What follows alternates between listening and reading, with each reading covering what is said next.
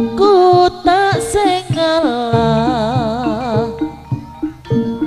trimo mundur timbang loro ati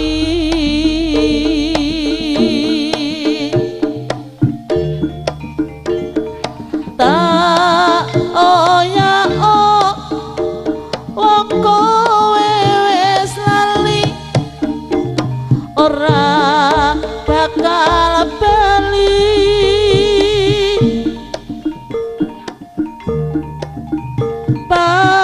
paribasan awak urip kari balung lilo tak lakoni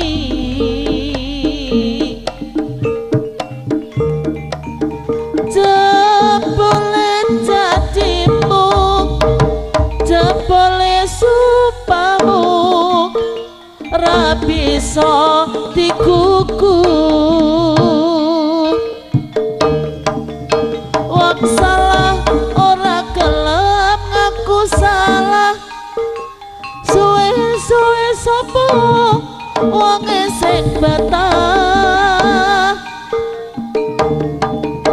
mripatku wis ngerti sak nyatane kowe selak golek menangmu dhewe sekali lagi tak tandur pari untuk ibu-ibu PKK yang akan mengisi acara ini suka taki dimohon dengan hormat untuk menyiapkan diri. Matur suwun. Aku tak sengalah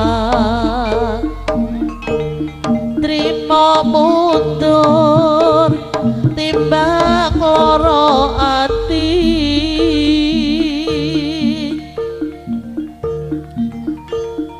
tak oya wong kowe wis lali ora bakal bali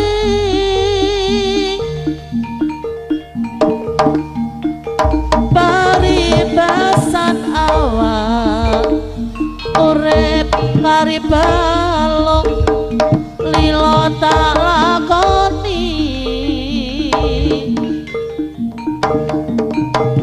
jebule janjimu jebule sumpahmu ra bisa dikuku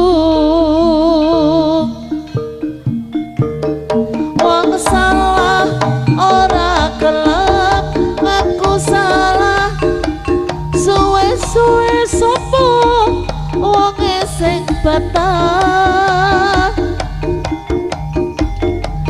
mripatku wis ngerti sak nyatane kowe selak golek menangmu dhewe tak tandur pari jebul dukule malah sukati legowo putra. Oke.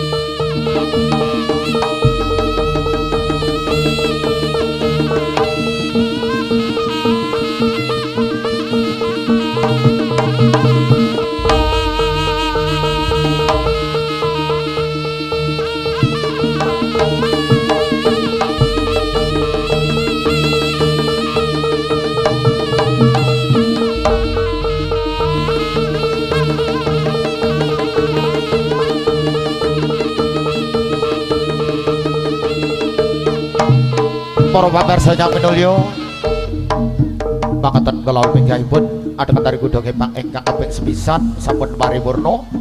Mugi-mugi adegan dari kuda kembang ingkang kaping sepisan kalau saged dadosaken sukaranipun Bapak sarta Ibu ingkang sampun kesarawuh mirsani pentasipun keluarga besar Legawa Putra. Lan ugi saged dadosaken asripun swasana wonten ing dusun wau umumipun wonten ing desa Sono Ageng. Saderengipun badhe nglajengaken adegan saklajengipun kiparipun Prabu Jaleng Srengenge ingkang kaping kalih menika nggih menika panjenengan badhe kaibur lan Ibu PKK saking lalatan dusun wau nggih menika ngawontenaken senam monggo Bu. Wekdal kawula aturaken monggo Bu.